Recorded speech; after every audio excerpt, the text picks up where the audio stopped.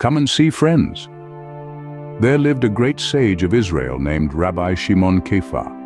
And it came to pass that due to his great wisdom in Torah and the steadfastness of his character, Rabbi Shimon Kea was revered among the people of Israel for his profound understanding of Torah and his righteous conduct. However, jealousy brewed among some of the Erev Rav who felt threatened by Rabbi Shimon's wisdom and popularity. They sought to diminish his influence and ostracized him, causing him to distance himself from Jerusalem and dwell outside the city. Meanwhile, new yeshivas emerged from the disciples of Rav Yeshua ben Pandera, who was the son of Mary of Magdala. These disciples, known by most as Notzrim, faced persecution and oppression from both the Roman authorities and the Erev Rav leaders, for they spoke openly in the synagogues of the Erev Rav in all places where Israel was exiled, saying, "Her adversaries have become the Rosh Yeshiva, for the Lord has brought her grief because of her many transgressions." Lamentations 1:5. Once the Notzrim approached Rabbi Shimon Kea during the festival of Sukkot in Jerusalem. They reasoned with him to abandon his ignorance and the Pharisees and embrace the tree of life, showing him many sources from Torah and Midrashim. Rav Shimon knew they wanted to destroy the Erev Rav and take away their authority in every synagogue. But Rav Shimon was well aware of David's secret weapon, for he knew the great secret of what is written in the Torah. "Come and see it is written. But Jacob said to Esau, My Lord knows that the children are weak, and the flocks and herds which are nursing are with me. And if the men should drive them hard one day, all the flock will die. So let my Lord go on ahead of his servant, while I move along slowly at the pace of the flocks and herds before me, and the pace of the children, until I come to my Lord in Seir." Recognizing the opportunity posed by the growing conflict between Notzrim and the Pharisees, Rav Shimon Kea proposed a solution to his fellow sages. He suggested that the Notzrim be separated from the congregation of Israel, and that he would cause the Notzrim to go to Rome, namely Seir, ensuring that they would have no part in Jewish affairs.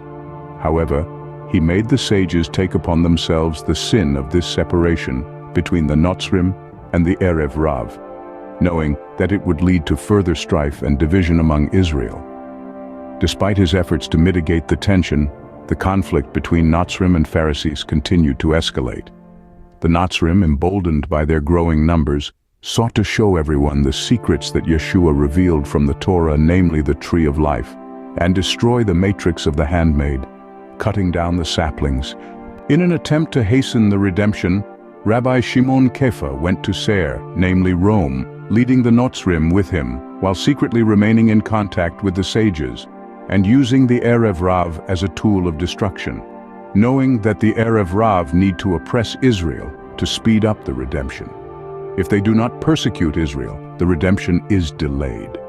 Rav Shimon used his position among the Notzrim to discourage them from revealing the secrets of the Torah openly, and that they should distance themselves from anything to do with the Erev Rav whom Moses converted in Egypt. And he would proclaim to them new laws and teachings, which he would always say, Yeshua commanded him to instruct them to teach ordinances that are not good for Esau, but good for Israel. As it is said, the son of David will not come until the generation is entirely wicked. Tractate Sanhedrin 98a. For secretly there was no commandment that was not for the benefit of Israel in the end. He encouraged the Goyim to the new service that Paul had given them, and he warned them to distance themselves greatly from the congregation of Moses, namely the Erev Rav, and not to come to their synagogues and study halls, and not to prevent them from their service. And he said to them that by this you bring them down to the pit, for Yeshua spoke many secrets of those who sit in the seat of Moses.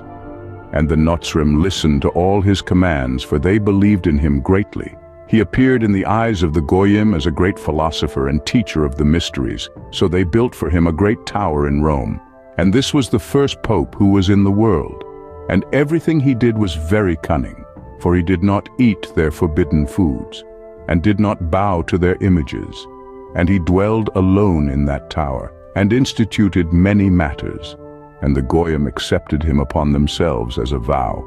And at that very time when he dwelled there, he composed great poems for Israel. And still to this day we are accustomed to recite Nishmat Kol Hai, which is also attributed to Rabbi Shimon Kea, who the Goyim call Saint Peter.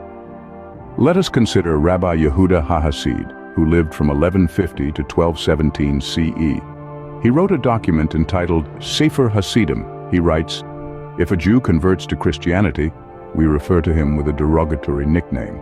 For example, if his name was Avraham, we call him Afram from afar, dust, or something similar. We do this even to a tzaddik if the Christians venerate him, like Shimon Kipah, who was a righteous man, but the Christians approbated him, venerated him as one of their saints, and gave him the surname Simon Peter.